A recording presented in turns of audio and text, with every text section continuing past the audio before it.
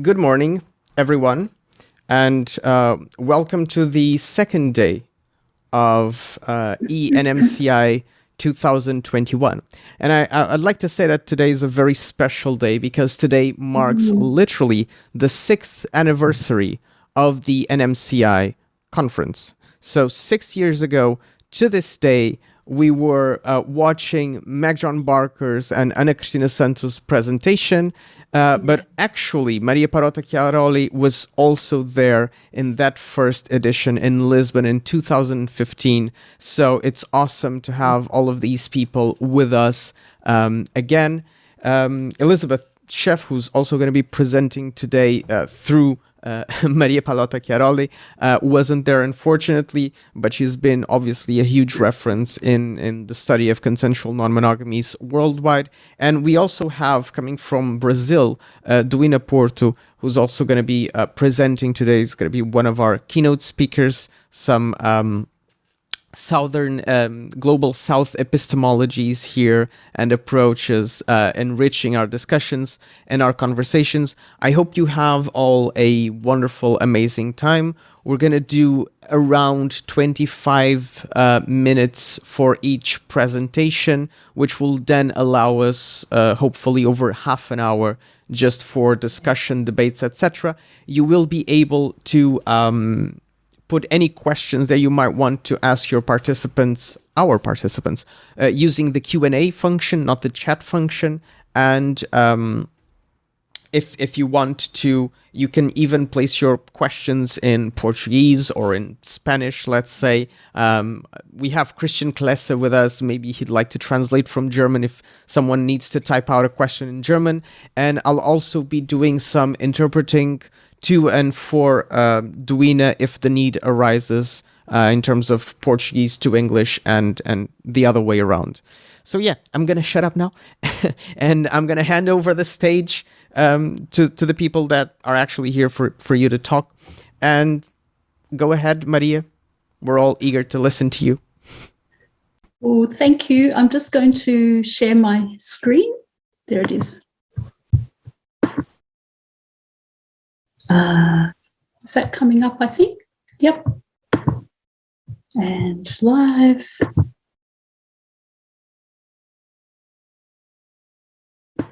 There we go. Great. Thank you so much, everyone. I've already had my heart pang moment looking at all these amazing faces and remembering how many of us were together in 2015. And I just want to thank you again for including myself and Ellie. Ellie Sheff can't be with us, but we've worked together on this presentation, which is the collaborative, of course, work that we should all be doing in polyamorous research in terms of our ethics and equity. But I just want to say how wonderful it is to see everyone, and please give us your questions. This is who we are, Ellie and myself. Daniel, Christian, Chris, please make this presentation available to anyone who wants it, really, because the whole idea is to promote new work and increasingly critical work as well. It's 8:30 here in Melbourne. I'm in lockdown and I'm coming to you from my dining area. So if you're wondering where I am, that's where I am. I'm sitting at home. So, and thank you. I do want to begin with something that is very important to us in Australia now, and it's part of what Yin and Crystal and everyone have been talking about, and there have been some great papers already. I want to acknowledge the traditional custodians of country and their enduring sovereignty, and to bear witness to their diversity, strength and resilience, and honour the elders past and present and emerging. I want to claim my space as an uncomfortable space, a truth-telling space, as an ethnic settler coloniser. I'm from an Italian migrant post-World War II background, and we were colonisers in the war, and then we've come and settled in this country. So, and this is an image from Annette Giberas, who's Auntie Annette, one of our Wurundjeri elders, who gives me permission to do this work, but also has a Maltese dad who was also a migrant. So I just want to position this work that we do as we increasingly are doing in Australia. As Chris said, it's such a country of diversity within a very much a decolonial practice. So I'm going to be talking, on behalf of Ellie, which is, quite an honour, really, because she's been so incredible for a lot of us in her work. So this is who Ellie is. I'm not going to spend a lot of time talking about us. I want to get into the issues and our findings, but I'm sure that most people are very familiar with her writing, which some of it's academic, some of it's incredibly accessible, and we do claim to be scholar activists. It's not stuck in an ivory tower. Our work is to be used. And my work as well, which I'll be drawing on, I began in 2010 with border families, border sexualities. And I also want to thank amazing people like MJ Barker and anyone else who's listening in, who's provided opportunities for many of us to publish, to get our work out there, for example, in understanding non-monogamies. So some of the studies that are really important, and I'm going to keep asking and raising questions about where to from here, because I haven't done anything new apart from a decolonising space, and Ellie's work is ongoing. But one of the questions that we keep asking is the importance of longitudinal studies, that we actually track families, communities, children, young people in families across time. And this is where Ellie's at with hers, and it's just been incredible, working through this data collection. So we are calling for those who come after us and collaborate and work with us or beyond us, which is so much more needs to be done, the importance of longitudinal work. We also talk about, we're trying to think about different language to talk about our diverse polyfamilies. We talk about permeable family boundaries, issues like chosen kinship. Ellie talks about other fathers. I talk about odd parents, the people, the Australian poly communities and families that I was working with, and I'm so honoured to call dear friends, we're coming up with new terms. So another point of research in polyfamilies would be, what are some new terms for members of our families in our poly relationships? Chosen kinship, odd parents, fairy godfathers, all those sorts of terms are very significant, but we've got to keep in mind gender. Another term that Ellie uses, collaborative parenting. And she talked about the significance of the kinds of tasks that are required and understandings and communications in parenting, scheduling adults' time. Is there someone available for the children? How do you discuss individual boundaries and interactions with children? And I'll talk a bit about that a little bit more. Each member of the polycule has different needs, different workspaces, different families of origin that require different negotiations around being out, not out. What role are they going to play as parents? So we talked about shared parenting functions, and I think we still need to do more work on this. How are those negotiations undertaken? What are some of the ways that parents, families access free time and privacy? How do they encourage free-range children? Now, this is an interesting point I'm going to talk about in a middle, this idea of free-range children. And I'd be very interested, and Ellie and I are very interested in hearing from you about this term and its origins. The other thing we're using a lot of is families of choice. And I really want to shout out to Ana Cristina Santos, Chiara Bertone, incredible researchers in Europe. And I was so privileged to be working with Chiara, and we looked at families of origin, families of choice. One of the things, and I was so interested in the sessions yesterday around COVID, what we're finding in Australia is COVID is, yes, as was said yesterday, some very debilitating, problematic ways that it's having. But one of the other things it's doing is actually increasing, in Australia anyway, this idea of adopting children, adopting family. And I work through AGMC. I'm an ally to the Australian LGBTIQ Multicultural Council. Please look us up. But one of the things we found is because of lockdowns, because of COVID, where some young people were forced to go back into families of origin, and I think Andrew spoke so amazingly about this yesterday. So some of us are actually adopting. So in one of those photos, that is a young Egyptian Coptic Christian from a refugee family who survived conversion practice in lockdowns, found himself back with his family. He has now adopted us as nonni, grandparents in Italian. And down the bottom is Tutulo, who's a Samoan, non-binary, and that's our shared cat, who escaped domestic violence and sadly violence as well to her cat, who now we co-share. And when we were in lockdown and I was able to live in Adelaide with our families, took up residence here with some other non-binary and queer young people. So adopting children became something that COVID brought out more. That, children would turn up, not so much children, but young people, and suddenly they became this idea of creating family is something that poly families do incredibly well. And of course, there are problems. But I would love future research to look at the impact of COVID on the constant renegotiation of family and young people adopting those of us who are older as family in times of need. So some of my findings, and I'm sure that some of you who've read this work may be familiar with. There were three main issues that I found in my work in America and Australia: managing disclosure and exposure, especially because your children and your partners are also involved in external systems such as schools and work. The concerns about how do you run a household, how do you manage the children, but also the strength and resilience, the strengths-based approach that came through yesterday's presentations as well, the incredible resilience that families show.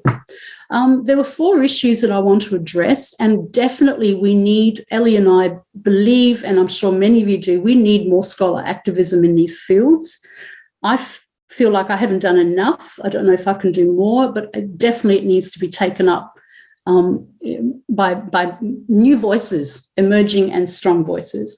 Number one, the erasure of polyfamilies. I'm still frustrated with the amount of academic discourse that's out there that does not even address diverse families and polyfidelitous polycules. And some scholars are still comparing the children of polyfamilies to children of same-sex families. So we need some incredible critiques of the work that's out there. Another one is exclusion by inclusion. I find this very problematic too, where again, polyfamilies are kind of immersed into a homogenous group of the other kinds of families or the alternative. I can't stand those words, the other, always the other. We need to actually have much more research on the distinctive experiences of polyfamilies and the distinctive experiences of children in polyfamilies who may experience heightened stigma. And many of them tell us they're experiencing way more stigma now than children of same-sex parents. Maybe children of trans parents or non-binary parents and families may have a heightened level of stigma. But generally, in some of our global north countries, some of the stigma towards children of gays and lesbians, cisgendered gay and lesbian, are decreasing, especially if they're monogamous and married. Another issue is the absence of intersectionality, and I love Yin's work and I loved the presentations that keep pointing this. We are constantly pointing it out, but we do need it addressed. We do have an absence of migrant, refugee and First Peoples voices in all of our research. And I just pulled up their Living and Loving in Diversity, which AGMC put together. It raises money for us as a non-for-profit. And this is constantly our attempts to insert a diversity of families, sexualities, genders, backgrounds, faiths, etc. And the other one is adult centrism. We need much more research on the perspectives of kids and adults growing up in polyfamilies and materials for them. And I made this attempt with Love You Too to create a novel for young people. So, and that's as far as I've gone with my research, but definitely and I love Ellie's work. Ellie with the longitudinal studies is coming into this. So there are four issues that we are calling for, and we would love to see research critiquing our work, building on the work we've done and going forwards in places that we haven't yet. Yin's stuff is very prevalent and very pertinent, in Australia. We are trying to decolonise polyamory. And I tried to write a bit of that again in that awesome group, Zoe Davey, Ana Cristina Santos, Chiara Bertoni, Ryan Thorson and Saskia Wieringa. And there is a chapter in there where I've tried to look at pre-colonial realities and what happened with the amnesia. So we do have increasingly, especially some of our young people from diverse families and cultures who are really wanting to go back and look at what was happening before the fundamentalisms of all sorts came into terms of mononormativity, coupledom, etc. And the cover of my book there is from Edmund Burke, who was a colonial 19th century artist, Pan. But interestingly, and I think I've spoken about this other conferences, I'm sorry if I'm boring you, but interestingly, with the Maori of New Zealand, of Aotearoa, one of the most important myths of how the islands came together was a story of Hinamoa, who was a princess who fell in love with Tutu. So she swam across the islands because she was interested in his flute. Look at Pan and Edmund Burke's picture. Flute. I love that. Don't you love this kind of wonderful metaphors and symbolisms? When she went there, he fell immediately in love with her, as you do in romances, but then said, oh, I want to come and live with you, but I also need to bring my partner, Tiki. And Tiki was his male partner. And the three of them set up a beautiful polyamorous relationship. Now, this is part of Aotearoa, Maori, New Zealand mythology. Unfortunately, the British came in and they began to destroy the wooden sculptures. They erased that story. So very much we are calling for a decolonizing of polyamory, a decolonizing of family, sex, gender, sexuality, diversity. We'd love to see more of that. Some other findings is that there is a connection, and I think some of our health workers in Australia are saying, well, where are they? We don't see polyfamilies. Where are they? Why don't they come to our services? And again, this kind of blaming of the individual, the pathologizing of the family. Both of us find that visibility is minor or limited because of the fear of disclosure, the fear of what will happen. And again, for many of our First Peoples, our migrants and refugees, their interactions with education, health and legal services can already be pretty dicey, and they're coming in with trauma from refugee experiences. Australia's got a disgusting, very disgusting history around our refugee detention centres, what we did to genocide with our First People. So expecting, and we know, those of us who work in with health, we know that there are refugee families coming in that are polyamorous. And yet one of the women, for example, will pass off as an auntie or a sister or someone else. So again, this kind of fear that they're going to not get their visas, their children are going to be taken away, the police coming from countries where the police and government has been the problem is something that we need to address in our communities. But also we need more work on strengths. We need to see, that the stable, happy families were the ones who are more likely to volunteer for research. And another term that's coming up more and more in Australia, I'd be interested if you're hearing it, family, where your friends and your family are your family, and it all becomes one beautiful term. So we need more research on the strengths of these constructions of kin, without co-opting, of course, a First Nation word of kinship. Now, just quickly going to this idea of free-range parenting. Now, COVID has brought up, and I put freedoms in inverted commas. One of the other things that many of us were starting, and especially those of us who come from working class migrant backgrounds, where we were basically allowed to run riot. We were running loose through the neighbourhoods. We lived very freely. We weren't caught up in a white middle class, sit down, be still, be quiet, behave yourself, look clean kind of discourse around children. What we're finding, I'd be really interested to hear from you, is that because of lockdowns, many parents have actually begun to encourage their children to get out. And in a country like Australia, where we have so many nature parks and beaches and areas, what we've been seeing is more and more of this free-range parenting, which Skenazy talks about, which is where you let children make their own decisions. You give them freedom. You stop this helicopter parenting and constant over-anxiety about things happening when the children by themselves.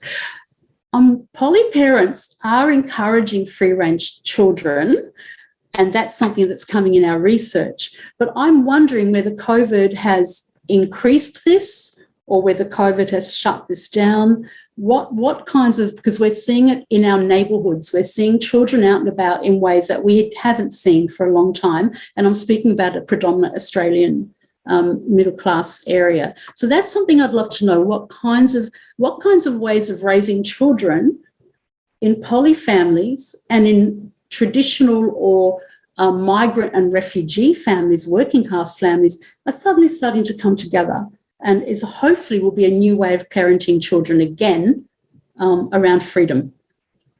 And also honesty, of course, is essential for intimacy. Many of our members said this. It does foster family health and closeness. It does foster children's understanding of sexual and family diversity and provides confidence and resilience. Yes, Ellie's work, my work shows this.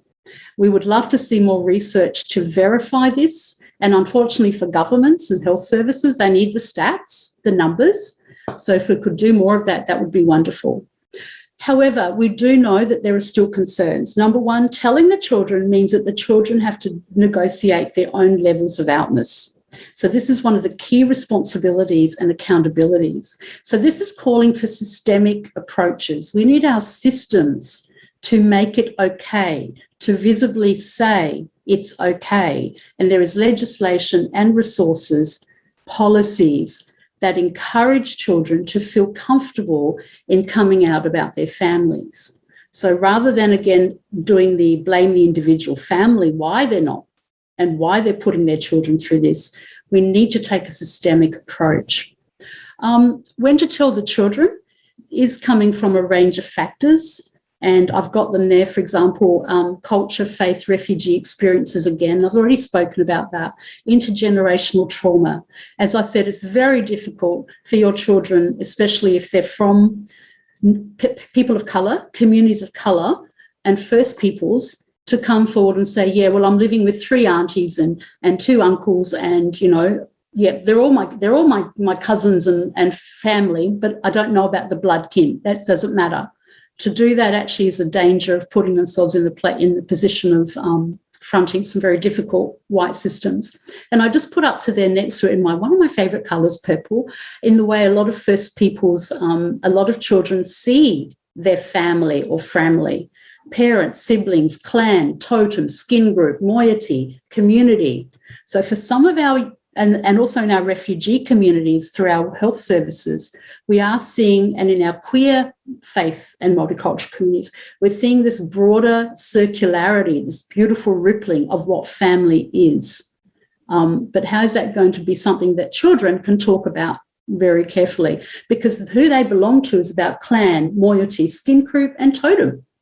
Parents and siblings are a smaller part of that, and the whole community cares for children. And of course, as I've said, I've gone through this already. Disclosure is, of course, is not due to the children and the parents, but we've got to look at our law, our custody arrangements, our child protection services. And that's what I was saying. These are the risks to coming out, and these are the areas we need much more research on. 5 minutes? 5 minutes? Beautiful, easy, thank you. And of course, age is really significant. Preschoolers can be much more matter of fact. School-age children have to decide what they're going to say when and where. Adolescents, of course, we do find Ellie's work and mine. This is a time when young people are sorting themselves out. Some of them actually go, oh, thank goodness, my parents are having their own issues. They won't bother me. Whereas others suddenly become very like, you know, I need support. What are you doing? Turning my life upside down. This kind of self-centering person. And the teens, of course, are already separating. They might have already figured it out. They're trying to think about what this means for them. And young adults usually have a better time. Some of them actually see their parents as being rock stars. Oh, look, my parents are cool. Unfortunately, some young adults who want to be the cool ones find it also quite devastating when their parents have actually overdone them in radicalism and out there-ness. And then there's different ways of managing stigma. So I'm going to go really quickly and finish with this. So some people, and I've written about this in MJ Barker's book with Darren Langridge, which is Understanding Non-Monogamy. So passing, scripting yourself, calling other members of the family different terms. Bordering is everywhere you go, you decide what the rules are for that place or that family member or the school or the workplace. So you compartmentalise and you segregate your families, and you fictionalise part of yourself. And polluting, now this is where we have some very strong parents and communities and families who just make themselves obvious. You know, we're going to be in schools, we're going to make decisions, we're going to be joining the working parties, we're going to be in the neighbourhood councils. Very important. I'm nearly finished. We do need much more research and activism in schools, in schooling systems. We still don't know very much about what's going on there. We need much more research and activism in health and welfare and legal services. I've tried to do a little bit of that in Esther Rothblum's latest book, Oxford Handbook of Sexual and Gender Minority Mental Health. The other area that's coming through, this is my second to last slide, we need way more positive media representations of a diversity of sexualities, genders, cultures, faiths, the whole beautiful Kimberlé Crenshaw's work, Intersectionality and Constructs of Power and Privilege. The other thing that's coming through, as Ellie's work shows, longitudinal studies. This is my last slide, just to pause and enjoy while I finish off. The other thing that's coming through really strongly, now that we are getting into older generations, we do also, and I know this is Linda Kirkman's work, we do now need to start thinking about we should have been thinking about it, but definitely now grandparenting, older members of our poly people who have been around for a long time and their positions as elders, their positions in families. We are getting some stories from aged care services where there is a shutting down, a closeting again of one's community, or the laws are not allowing for 3 or 4 people in that community to care for the person. The other issue is, unfortunately, some older poly people who have got conservative, middle class, mononormative, heteronormative kids. And what happens when you're coming face to face with your adult children who do not want to know about your polycule. So there's a lot more to do. I love this image. Let's keep getting out there, lots more research, lots more activism. And thank you so much again for having me here. And Ellie also sends her love. And please critique, come on board, do the work and take it way beyond what we can do. Thank you. Thank you so much. That was inspiring, interesting, and it's really curious and fascinating the way we talked a lot about racism and the structuring power of racism yesterday, and now we're talking about families and parenting, and yet again we see how racism plays a fundamental part.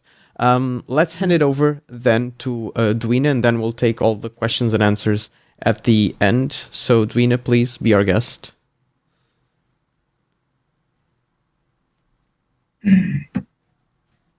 Okay, just a second.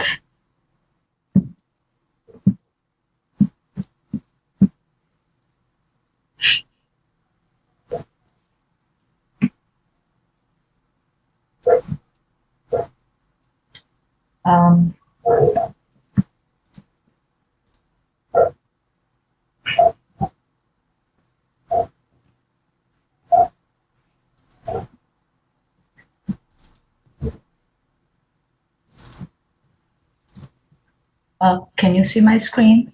Yeah. Okay. Can you hear me? Yeah.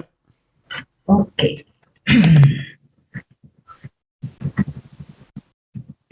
Just a second, please.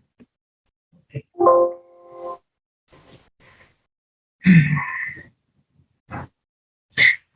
So, let's go.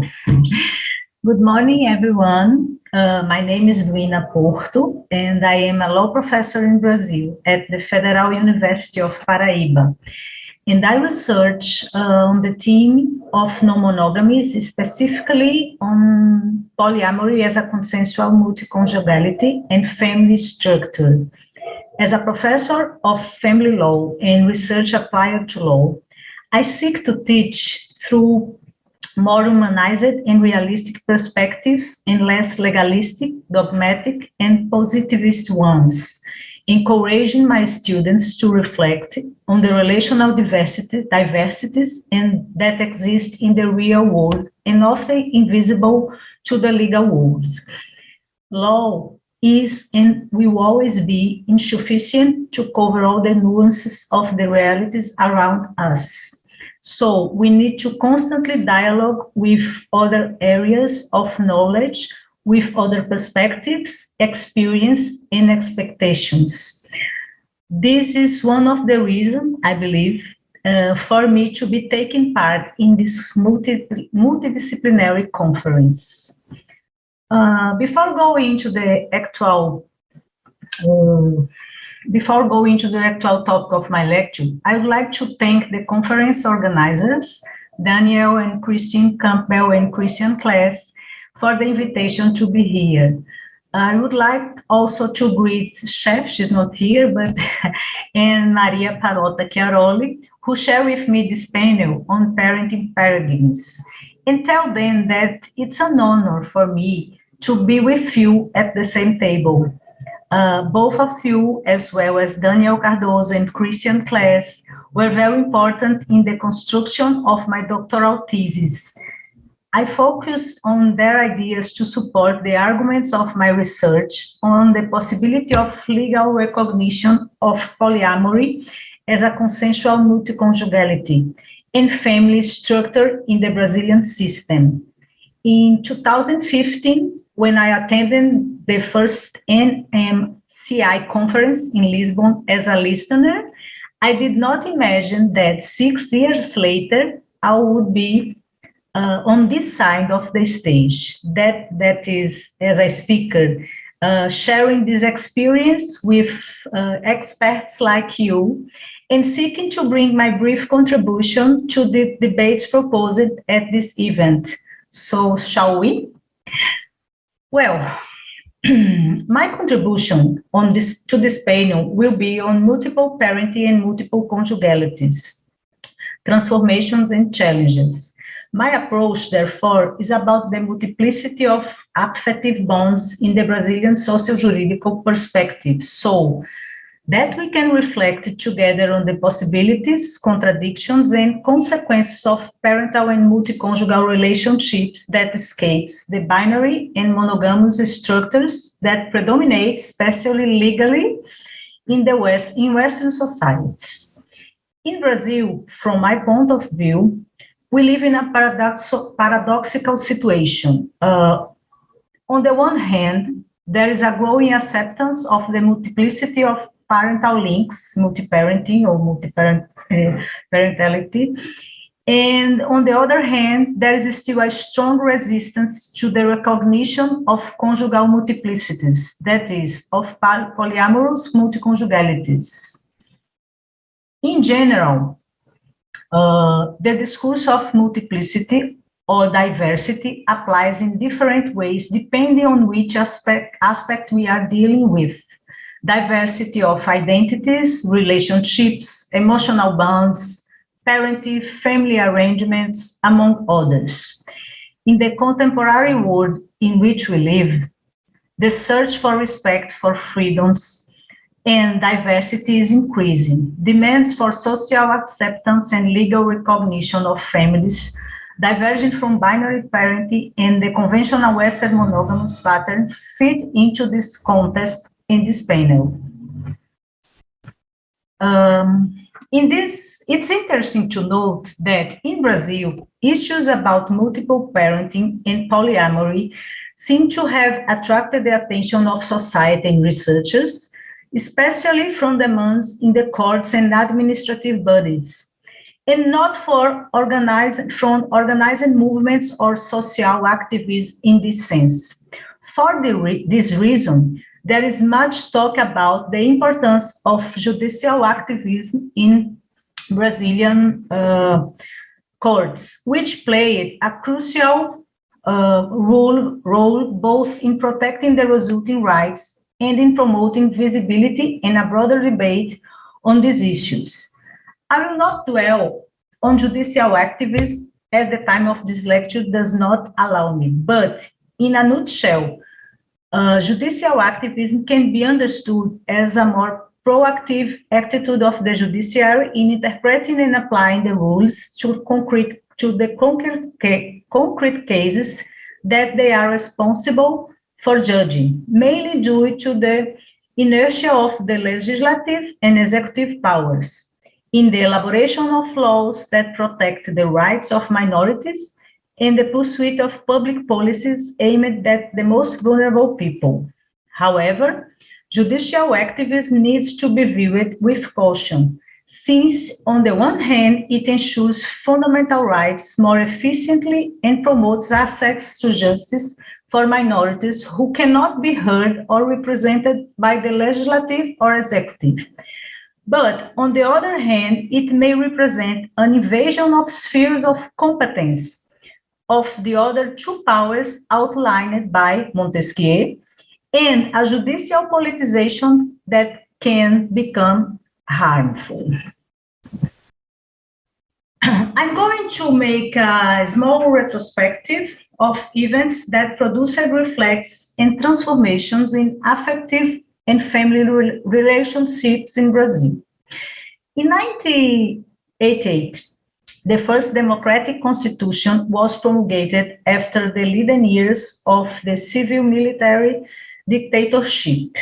The federal constitution is the most important law in the country and is at the top of the pyramid when we think about hierarchy of laws. It's from the general constitution rules and principles that the entire legislative system is built. That is, the laws are made to regulate the several social facts that produce legal consequences. With the federal constitution, family relationships began to be seen under more pluralistic approaches, since the dignity of the human person became the main principle governing our society. From this macro-constitutional principle of human dignity derive others such as equality, respect for diversity, freedom to form a family, and affectivity, just to name a few more pertinent ones. One of the great merits of the federal constitution in matters of family law was to ensure the protection of all forms of family without discrimination, and not just a hegemonic heteronormative model with the purpose of procreation of the conjugal family formed by marriage, as it was before 1988. So it's relevant to mention that the Constitution does not define what a family is, nor could it. The family is not a category created by law. The law only regulates the bonds around from the social reality, this phenomenon, this institution for those who understand it, or this group essential to humanity and which contemplates a complexity of blood ties and affective ties between people. The federal constitution, therefore, states that the family, the basis of society, has special protection from the state, having inserted the provision of this state protection to single-parent families and to families formed by the common law marriage or stable unions, as we call in Brazil, since the matrimonial family was already protected by our civil laws. The insertion of these two models in the constitutional text formed an exemplary and non-exhaustive list of family entities, thus representing adherence to the principle of family plurality. However, the Constitution itself mentions the stable union, common law marriage, only between a man and a woman, which in a literal and restrictive interpretation would leave out our homosexual couples. The provocation for a broad interpretation of the Constitution in this regard reached the highest legal court in the country. In 2011, the Federal Supreme Court made significant progress in recognizing relational diversity, judging by the possibility of a stable union between same-sex couples, granting them the same rights as heteroaffective couples. The Federal Supreme Court declared that the Federal Constitution does not lend the noun family any orthodox meaning, since it represents a sociocultural category and a spiritual principle not deserving to be interpreted restrictively, not least because this would violate the subjective right of each individual to constitute their family. This decision had bringing effects for Brazilian society and institutions, enabling homoaffective relationships to also be seen as family entities under the law, ensuring human dignity as a value and affection as a guiding principle of family relationships. The same decision opened paths for the celebration of same-sex marriage and adoption of children by same-sex couples, bringing legal contours to the so-called homoparental family. In this context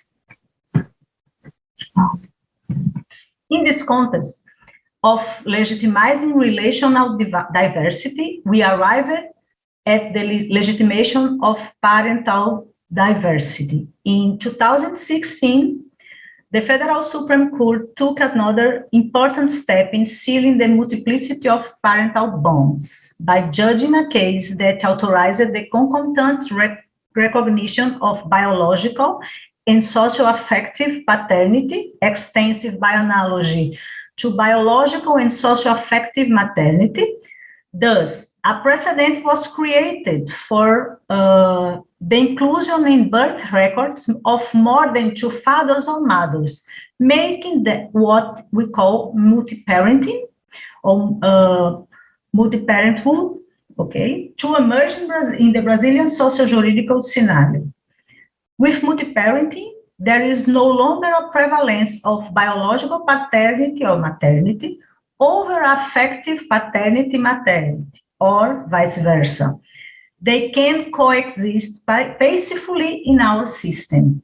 In Brazil, the exclusivity of the binary model of parenting based on only two parents was broken, opening up perspectives for the seal of the plurality of parental bonds, regardless of the gender of those involved. The decision on multiple parenting reinforced the best interests of children and adolescents, and affective bonds as essential to family relationships.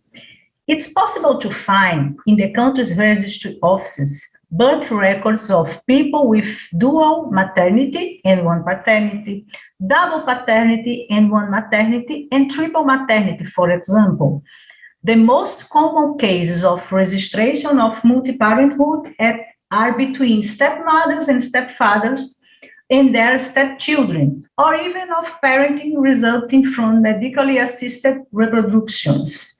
But as the requirement to register multi-parenthood is the social affective bond of affiliation, so we can understand that there is no way to deny to polyamorous families the right to register their children on the basis of multi-parenthood. Multi-parenthood transcends conjugal polyaffectivity.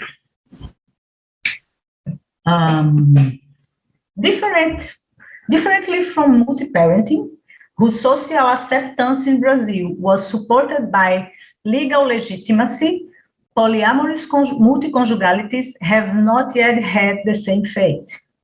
Discussions and controversies about polyamory came to light mainly with the records of polyamorous relationships in extrajudicial registry offices, mostly by trisaus that documented the relational situation in public deeds in search of legal certainty.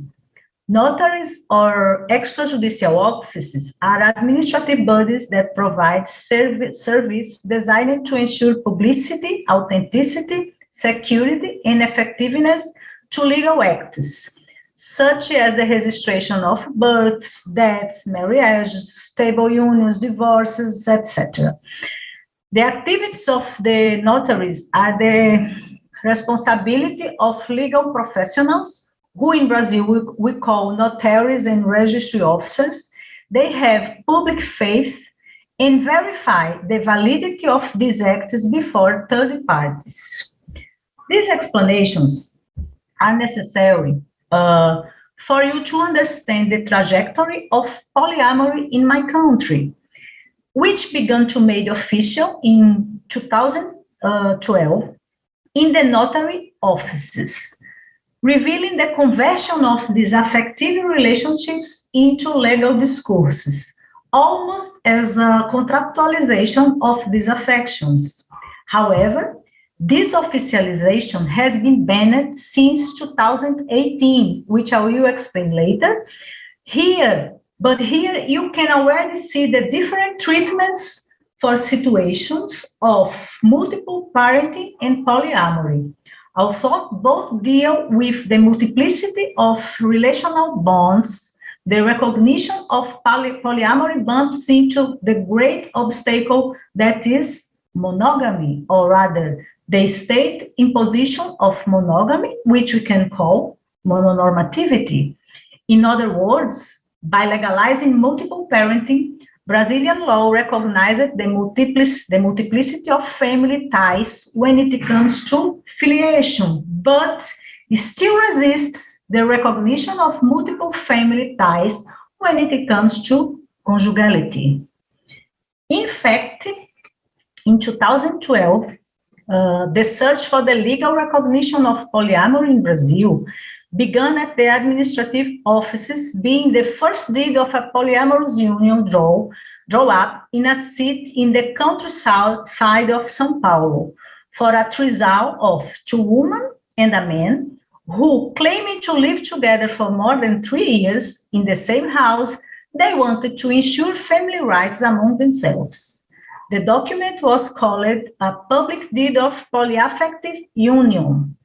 After this event, official records of multiple stable unions occurred in other regions of the country, including homoaffective multiconjugalities, to the point of disturbing sectors of society that managed to provoke the prohibition of these deeds by the National Council of Justice, which is a federal agency that oversees the activities of notary offices. Indeed, the public deeds in question brought greater visibility to diversified and non-monogamous family structures, such as polyamory, officially certifying their existence and attesting to the fact that people who sought to formalize these multiple unions recognize themselves as a family and constitute what we can define as a consensual or polyamorous multiconjugality. Such attitudes signaled changes in the scope of institutionalized monogamous rules, breaking paradigms and normative limits at compulsory monogamy. In light of this, a conservative association of jurists, lawyers, joined the National Council of Justice and succeeded in 2018 to prohibit registrars from continuing to register polyamorous unions through public deeds, with much more moral and cultural than legal claims. Among the arguments raised, the requirement from monogamy is the predominant one. When analyzing the representation against the notary's offices, the National Council of Justice entered the merits of the discussion on the recognition of polyamorous unions, invading the sphere of competence that would be the judiciary power to exclude the right of adults incapable of declaring their polyamorous unions through the scriptures, which are public documents. However, the issue of polyamory in Brazil has not yet reached the judicial courts, and the National Council of Justice, as an administrative body, could not have advanced in this debate to exclude rights. It would only be up to the National Council of Justice to analyze whether the deeds were in accordance with the country's public records law, but the body went beyond its competence to declare that the content of the deeds, that is, the polyamorous union, would be illegal when there is no illegality decreed about polyamory in Brazil, and when polyamory was not even regulated in our country. Another mistake in this judgment was starting from the premise that the scriptures would be creating a new family modality, the polyamorous one. However, it's not the scripture that create polyamorous union, of course. They only document their existence and configure a legitimate right to express the will and autonomy of individuals, either to publicize their statements, in this case, to the polyaffective relationship, or to serve as a means of proof and protection of right. I'm finished, okay then? Despite this setback, not all advisors in the National Council of Justice voted to ban the deeds, which gives us glimmers of hope in the near future. Another breath of hope comes from the legalization of polyamory in some US cities, which will certainly have an impact on discussions about multi-conjugalities in other countries.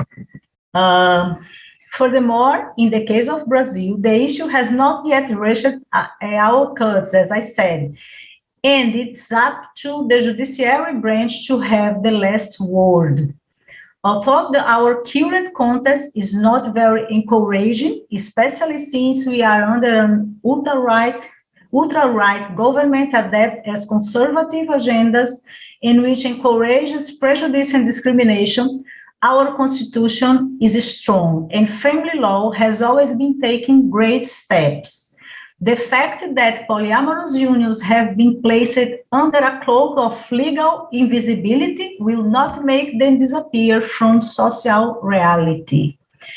In conclusion, I would like to say that the social juridical recognition of multiple parenting and multiple conjugalities is important because these situations represent social facts arising from the multiplicity of existing family configurations and produce legal consequences that cannot remain invisible to the law for a long time. Denying them recognition is to deny the pluralism and the inclusion expected in democratic societies. Denying them recognition is hurting the dignity, freedom, autonomy of will, and the right to choose and form this group as old as humanity itself, which is the family. Thank you very much for your attention. Thank you. Thank you very much, Duína, for your presentation. Let me just get that out of the way and then move to gallery mode. There you go. So we can all look at each other. So right now, there's only one question pending, but I would invite people to ask more questions to both our speakers. And the first question that we have isn't addressed at anyone in specific. Joost Horsten asks, is there any quantitative data on the prevalence of polyfamilies with children? If not from reliable research, perhaps some educated guesses. Duína, did you want to take that from Brazilian perspective? No, I don't have these facts in Brazilian in Brazil yet, because my research was not in this way. Okay. And here we don't have still this kind of research. So I think it's better if you can answer, okay? Thank you.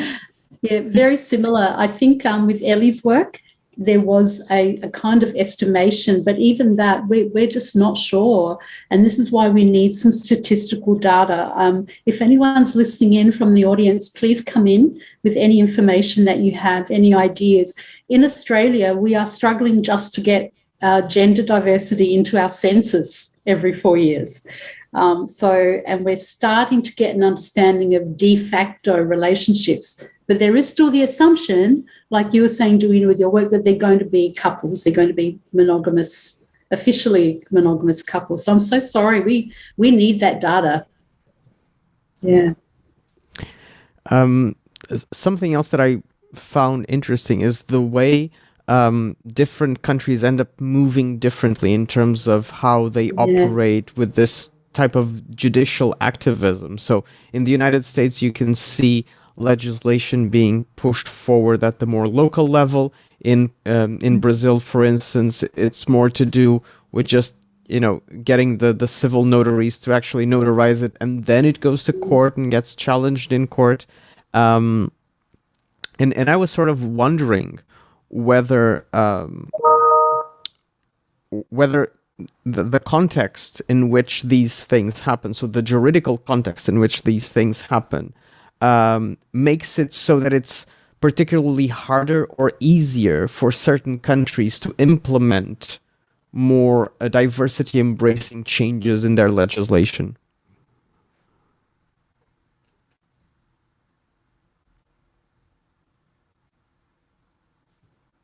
Oh.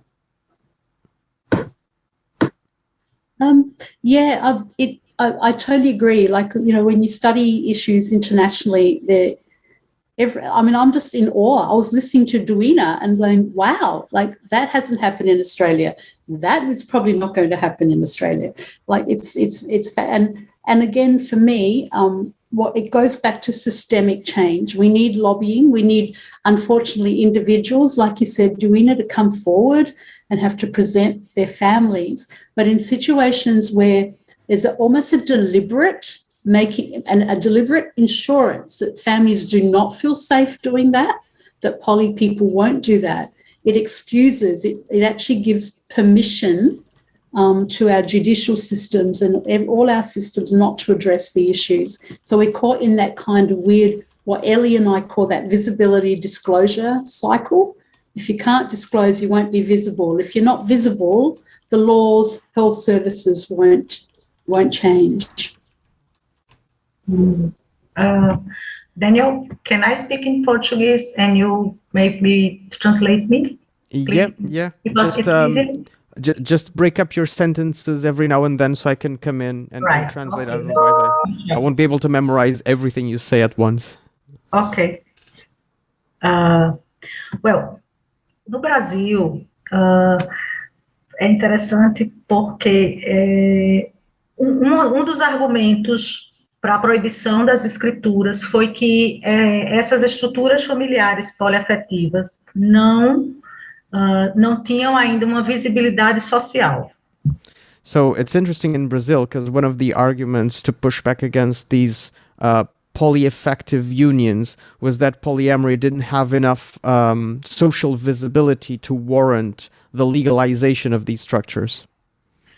E quando eu comecei a pesquisar o poliamor no Brasil, eu não encontrei movimentos muito organizados nesse sentido, diferentemente como eu vi em alguns outros países. Estados Unidos, eu acredito, é mais forte esse ativismo social dos movimentos. Então, o interessante que eu percebi aqui no Brasil foi que o movimento começou a partir de uma oficialização, a partir né? So it's interesting because in other countries like the United States, there's a lot more social movements engaging with consensual non-monogamies, whereas in Brazil, it seems that the social movements got kickstarted by the attempt to have some legal recognition rather than the other way around. E após a proibição por este órgão administrativo, então, a discussão só virá à tona novamente no Brasil, em termos jurídicos, se isso chegar aos tribunais. E não sabemos se as famílias elas vão querer se expor, porque é como se fosse uma exposição. Então, isso também é uma das razões pelas quais não temos estudos sobre as crianças, filhos de famílias poliafetivas. And so, because there was this administrative block on polyaffective civil partnerships, the only way this is ever going to move forward is if families go to court with it. But that carries the risk of visibility of them being exposed to all sorts of modes of discrimination and having to go through the whole judicial process. spending money, etc., etc. And so that's one of the reasons why there's not a lot of research in Brazil pertaining to polyparenting, is because there's a requirement of visibility from activists that they might not be willing to, undergo such a traumatic process. E eu acredito que com a legalização da multiparentalidade, isso possivelmente vai abrir espaço para essa discussão, porque no momento em que começamos a aceitar a multiparentalidade, né, essa multiplicidade de vínculos parentais, então em breve começaremos a perguntar, mas essa multiplicidade de vínculos parentais vem de onde? E pode muito bem vir de uma multiplicidade de vínculos conjugais. And as multi-parenting slowly starts getting accepted and legalized, it also opens up an interesting space, because then we can start to wonder, okay, it's multi-parenting, but where does the multi come from? And this multi might just as well come from polyparenting, and so in a way multi-parenting can encapsulate a part, at least, of polyparenting. Okay. Okay, so that's it. There's actually another question, this time for Maria. So around a conversation in front of children, when significant figures reduce the time that let the children see them because of changes in the relationship between the adults, how important is it to have a conversation or to let the child know that they're that the adults around the child are available to them, that they are the most important thing? So how important it is to have that sort of conversation directly with the child? Yeah, and ideally, it would be absolutely important to have that conversation with children. They are loved. They are the center of, as young people, as children, they're the center. And you've got this amazing group of people who love you, and each one will come to you with very different strengths, skills, expertise.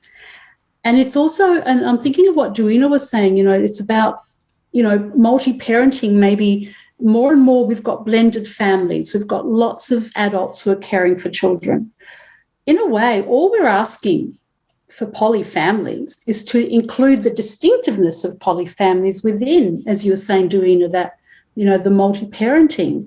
Again, it comes back to systemic. Some of us grew up in communities. There are children in our societies now, usually related to class or migration, etc., who already are growing up with lots of parents who are caring for them. I think Crystal's presentation yesterday really highlighted that around African Americans.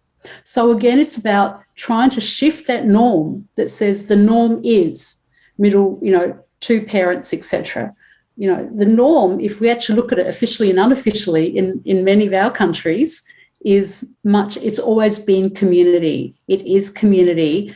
We're just choosing to make a hierarchy and saying those two biological parents or whatever are important. So whoever asked that question, absolutely, we've got to have those conversations. But it's no different to what the conversations and the way that many children are already living in our countries, but just do not feel comfortable or able to disclose. And I think, Duína, you really pointed that out so clearly. I know with our poly groups, we don't have many social movements, but the ones that start and the ones we do have, like Peter Hayden, Anne Hunter, the poly groups that were incredible. Parents were going there for support. They weren't necessarily going there to undertake legal action. The most important thing was to get support, social networking, and ask the very questions that the person in the audience has asked. But that's a huge step, Duína. I'm in awe that so much has happened already in Brazil. We haven't got there.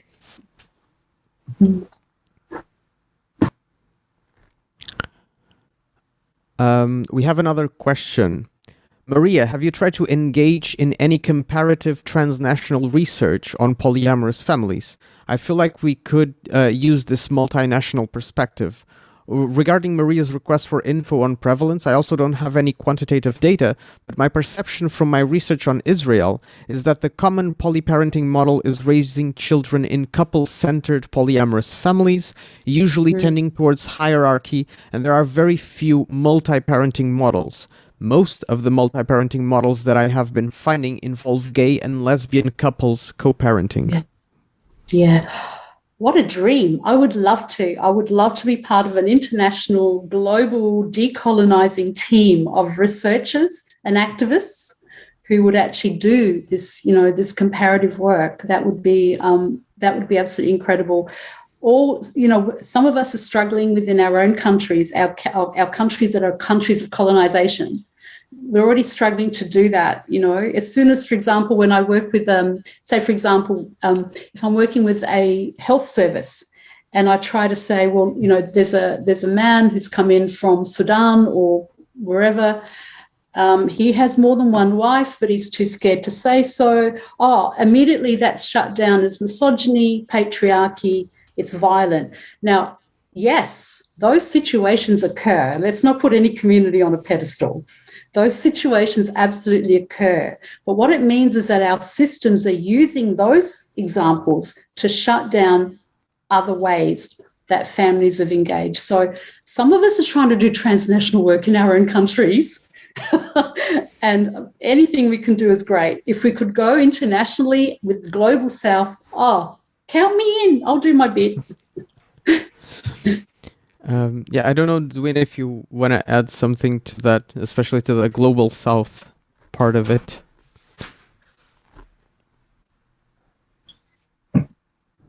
I was thinking about the USA legalization, polyamorous legalization, and I don't know how is your expectations about this fact, because I think that it will change some things, and it will maybe it could how can I say it could stimulate the researchers and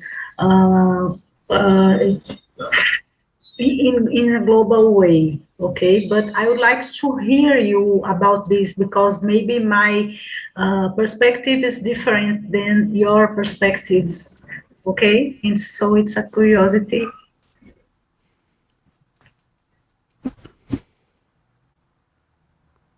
I think that was for you, Maria.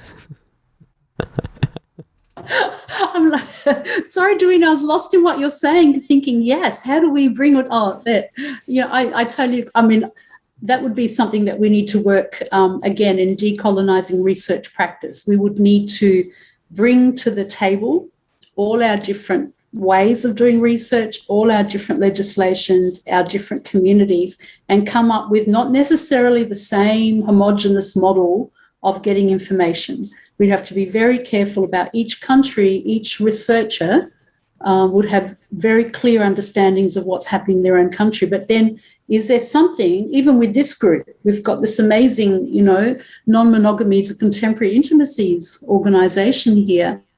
Could we have what we call an umbrella within which we all contribute and do that comparative work? That would be one model. I mean, absolutely, we'd need to listen and learn from each other. And those of us from white or ethnic white ethnic backgrounds, I think we need to do a little bit more listening as well. Mm-hmm. Mm-hmm. Something that Duína was saying earlier got my attention. So Duína sort of finished her presentation talking about the family and the potential for the legal recognition of the families that exist. And because I like sharp left turns, I was immediately brought to think about Sophie Lewis's Full Surrogacy Now book, which is on, the gendered, racialized dynamics of surrogacy, of surrogate pregnancies, etc., and how surrogate labor is labor and how gestational labor is labor. But the interesting thing is that the subtitle of Lewis's book is Feminism Against Family.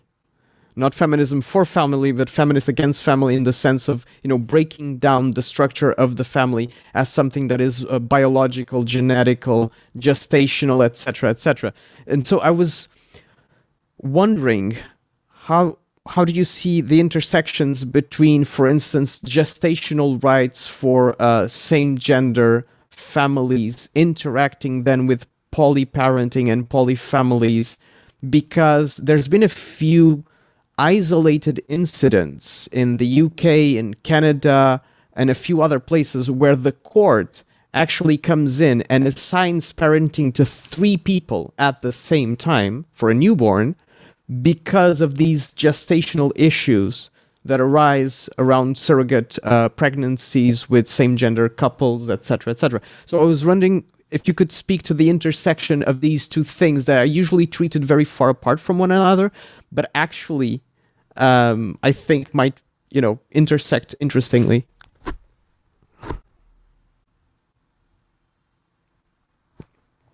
Duína, did you want to go first with that one, or myself?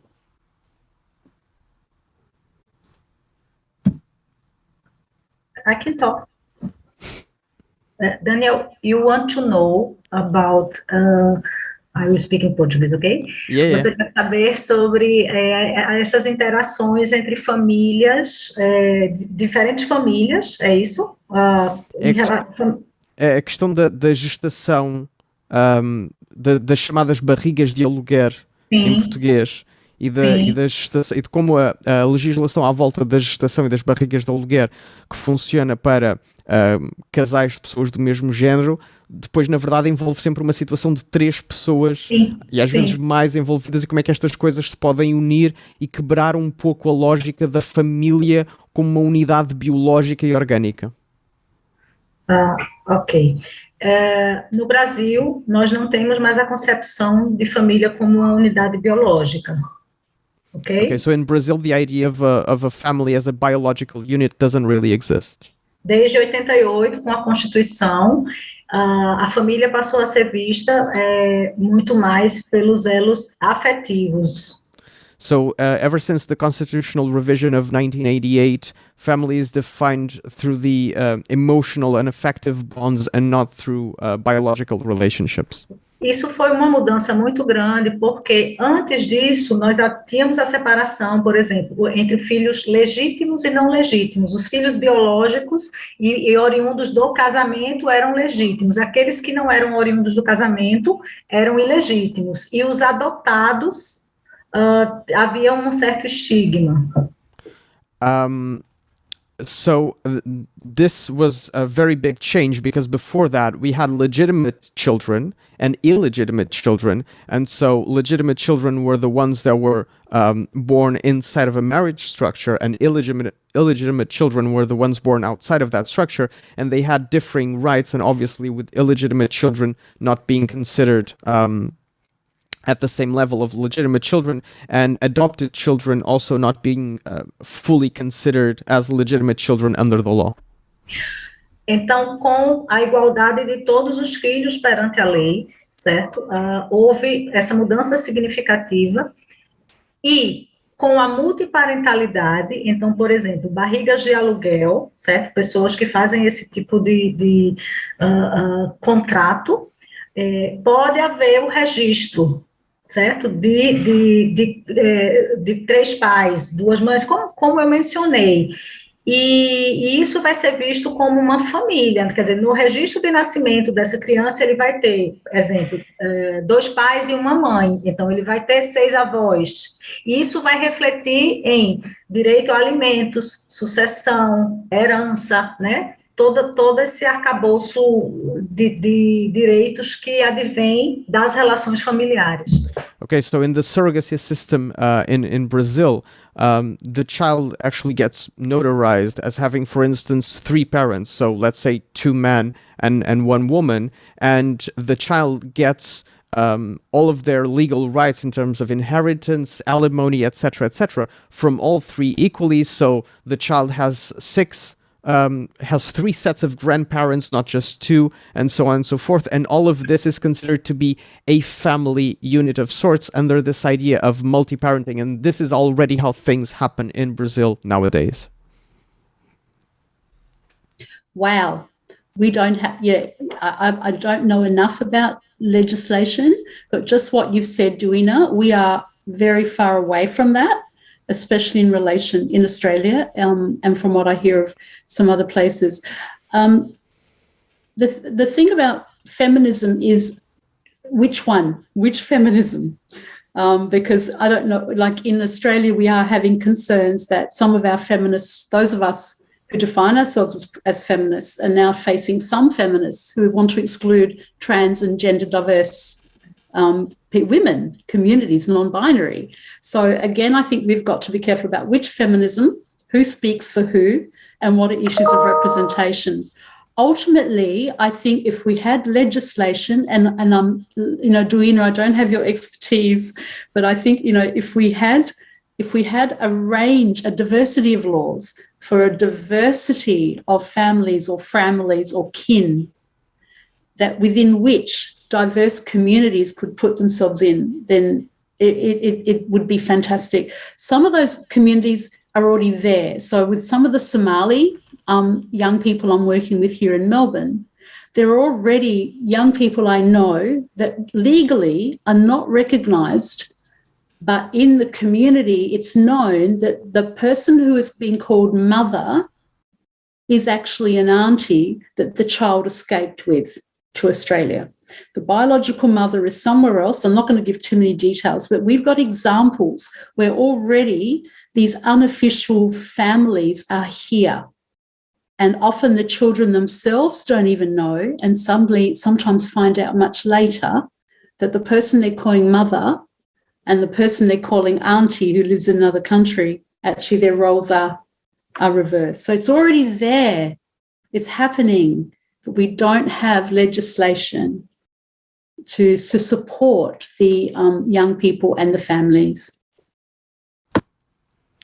Thank you so much. We actually have a question from one other organizer. So Christian Plesse, if you'd like to pop in.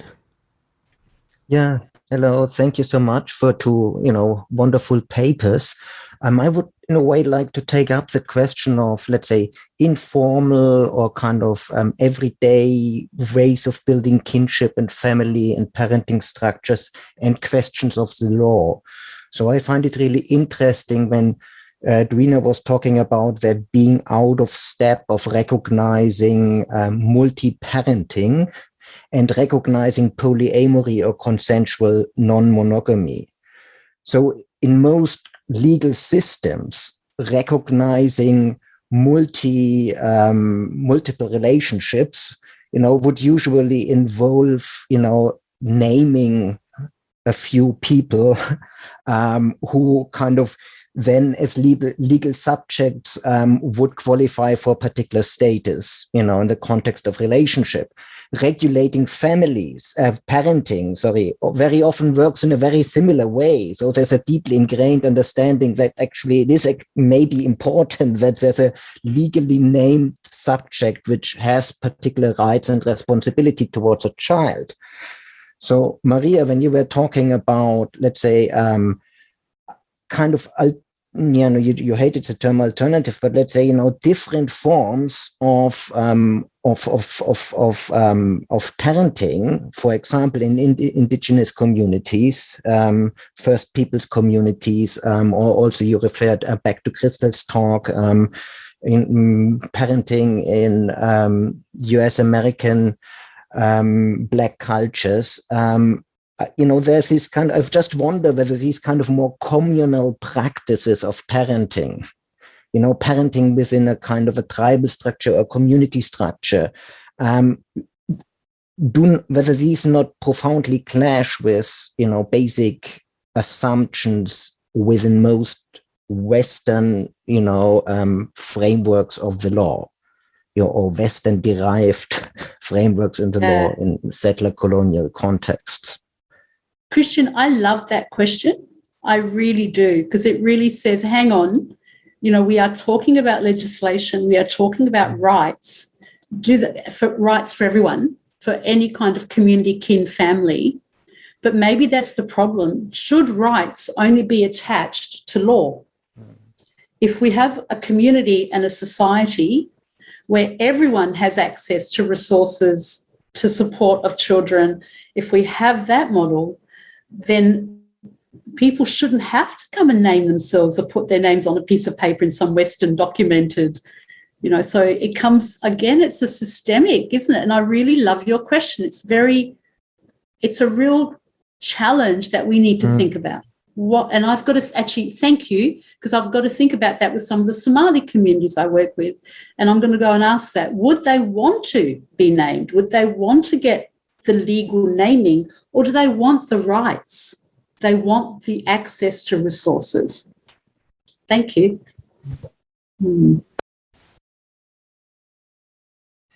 Thank you so much for that brilliant answer. Duína, would you also want to speak to that? Or? Okay, I just ask help for Daniel, please. I'm here for you. More clear the question. Ele quer saber se as políticas de reconhecimento, se elas são influenciadas pelas práticas culturais, é isso? Sim, e é também a questão da nomeação, ou seja, de haver a questão de ser ou não ser relevante as pessoas serem efetivamente nomeadas em documentação legal ou não, e qual é que é o papel que a existência de reconhecimento legal, formal, burocrático tem. Certo, ok. Então, Christian, obrigada Thank you, Christian, for your question. Então, a importância, né, de que esses direitos sejam reconhecidos é porque, a partir disso, as pessoas têm sua cidadania reconhecida. Cidadania no sentido amplo, de poder exercer direitos. So it's important that these things get notarized in some way, because that's what creates a pathway towards the full recognition of citizenship. Citizenship here understood in its broadest sense. Não é apenas um papel que documentando, né, que aquilo ali é uma multiparentalidade, por exemplo, né, mas são as consequências que decorrem disso aí, os direitos que decorrem disso aí. Então, a multiparentalidade, por exemplo, ela vai funcionar em duas vias. Okay, so it's not just the piece of paper in and of itself, it's what it allows, it's what the piece of paper allows and the rights that it unlocks. And for instance, in the case of multi-parenting, that works through two specific channels. Que é o cuidado, né, dos vários pais com os seus filhos, mas também dos filhos com os seus vários pais, é a chamada solidariedade intergeracional. And they both have to do with what is called intergenerational solidarity, and has to do with the duty of care of parents towards their children, but also with children towards their parents. No caso da multiparentalidade no Brasil, ela chegou aos tribunais por conta de práticas que realmente aconteciam. So in the case of multi-parenting in Brazil, the situations got to the courts, and they got officially recognized in the courts because of things that were already previously happened and were brought before the courts. Por exemplo, na maioria dos casos, quando a criança perde o contato ou não é criada pelo pai biológico e é criada pelo pai afetivo, o marido da mãe, por exemplo. Então, essa afetividade que acabou trazendo uma responsabilidade para o pai e uma ligação entre pai e filho socioafetivos, fez com que viesse o desejo de registrar essa segunda paternidade. So, for instance, when a child is raised by the mother's new partner rather than by the biological partner, there's a bond between the child and that new partner, and that gave rise to the need or to the desire to notarize that connection and that mutual obligation and commitment between the new partner and the child, in order for that new partner of the mother, so that new parent, to have the right to help the children out in whatever legal ways are possible in terms of giving care, etc. Mas antes da decisão da Suprema Corte, se eu teria que escolher ou o vínculo biológico ou o vínculo afetivo. E com a decisão, elas podem, eu não preciso excluir não há prevalência de um sobre o outro, né? E aí isso reforça o quê? Justamente o princípio da afetividade das relações familiares. So before that Supreme Court decision, the mother would have been forced to choose either one or the other, so either the biological parent or the effective parent, as the person who would be registered as the parent of the child. After this decision of the Supreme Court, that choice is no longer necessary, and one does not take precedence or prevalence over the other one, thus emphasizing the role of affectivity in the constitution of what a family is. E, por fim, eu penso que o grande princípio que facilitou o reconhecimento da multiparentalidade foi o princípio do melhor interesse dos filhos, certo? Então, foi isso que moveu, assim, que permitiu que aquele filho pudesse ter, por exemplo, 3 mães, ou 2 pais e uma mãe, ou mais de um pai, na sua certidão, no seu documento, o que vai lhe trazer direitos referentes a tudo isso, direitos decorrentes das relações familiares. And overall, what won out was the superior interest of the child, because with multi-parenting, that child has legal access to the resources and the support of 3 legal parents rather than just 2. And so they are furthermore protected by the law, and they have the right to access more resources than they would have if they just had to choose, or if the mother had to choose between the biological parent and the effective parent. Eu acho que respondi, não sei se o Christian... Okay, so Christian? That's the Yeah, response. thank you so much for this, fascinating answer. And Daniel, thank you so much for, interpreting. I think it's a fascinating panel also, reflecting upon, these different experiences in different, national, regional, geographical contexts, different cultural contexts, different legal contexts. And I think it's very important for us to be aware, kind of, for those of us who think creatively around these issues and try to find resolutions, to think about where do the concepts, come from, we approach things with. Yes. So I find it a really fascinating discussion. So thank you for your answers. Thank you. There's one final question to the entire panel by Joost again. To all, extending the previous discussion, do you have any insights in the differences in legal/formal needs between polyparents and same-sex parents? To what extent is it the same battle? Where are the differences? I think it's an issue of time. I can't remember who wrote this, and I'm so sorry if the person is listening and I've forgotten, but someone said that polyamory rights and representations are, I think, 20 years behind gay, lesbian, cisgendered rights. So they're coming. Am I being too optimistic? I don't know. They're coming, but it's especially with the marriage movement, the same-sex, marriage movement. In Australia, we've noticed a division between non-monogamous, polyamorous, and officially monogamous gay and lesbian relationships. And the tensions and the conflicts was really difficult. So again, the rights around sexual diversity and gender diversity are moving at different rates. The rights around non-monogamous, ethical non-monogamous intimacies and their recognition and rights are still to come, because even within the queer communities, most predominantly gay and lesbian cisgendered communities, the idea of non-monogamy is for some not what marriage and raising children is about. I don't know if that makes sense. It's a really,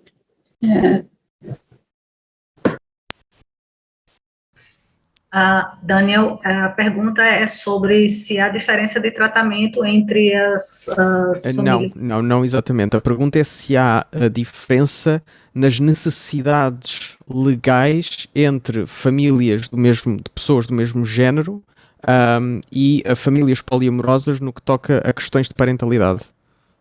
Se há diferenças legais A Não é forma se há de... diferenças legais, é se há diferenças nos requisitos legais. Portanto, se os direitos que as famílias de pessoas do mesmo género necessitam de lutar por são os mesmos, ou são diferentes, ou são parcialmente os mesmos do que famílias de poliparentalidade. É uma questão de reivindicações e não uma questão daquilo que já existe. Ah, tá. Ok, eu penso que as reivindicações são diferentes, não deveriam ser, mas são diferentes ainda, por quê? Por conta do estigma da monogamia que acaba deixando invisíveis as famílias poliafetivas que não querem se assumir nem expor seus filhos. Okay, so what Duína is saying is that the differences in legal or formal needs, they exist. They shouldn't. They exist precisely because of mononormative stigma and the way that sends polyparenting families into hiding in a way that doesn't happen exactly the same way with monogamous same-gender parents. Porque filho é filho, não temos que colocar o filho adotivo, ou filho de um pai gay, ou filho de um casal heteroafetivo, filho é filho. Agora, as reivindicações por esses direitos, elas estão diferentes, porque as situações são diferentes ainda. So, in principle, a child is a child is a child, and we shouldn't have to in a way, put something after that and say it's a monogamous family's child, it's a same gender monogamous family's child, so a child is a child is a child. But actually, because contexts are different, because situationally things are very differently, then the legal needs of these types of families, so same gender monogamous parents and polyparenting, they end up being different because their situation is very different before the law and socially. Okay, so I guess that replies to that question. We are already a bit over our time, so I think I'm gonna close it off by thanking everyone for your amazing, insightful contributions, and thanking all of the participants for being here, for engaging with us, for all this interesting discussion. And I would like to remind everyone that we will have a sort of an open space where people can just hang out and meet and talk without any speakers or whatever in the afternoon at 2:30 p.m. UTC +1 time zone. And again, thank you so much, Duína, for getting up so early, and thank you so much, Maria, for being up so late, because we're basically on opposite sides of the planet, and we've managed to bring all of this together. And again, happy anniversary to the NMCI conference. Yeah. Thank you so much, Duína. What a pleasure to share this with you. And I really am so delighted that we are bringing different languages into this, that it's just not monopolized by English. Again, very important. Thank you. Thank you. Thank you, everyone. Thank you, Daniel. Thank you so much. Thank you for your patience with my English. And it was a pleasure for me to be here with you. I'm very, very happy with this conference and with these dialogues, okay? And so I hope we'll see you soon. Bye-bye. Thank you. Bye-bye. Thank you.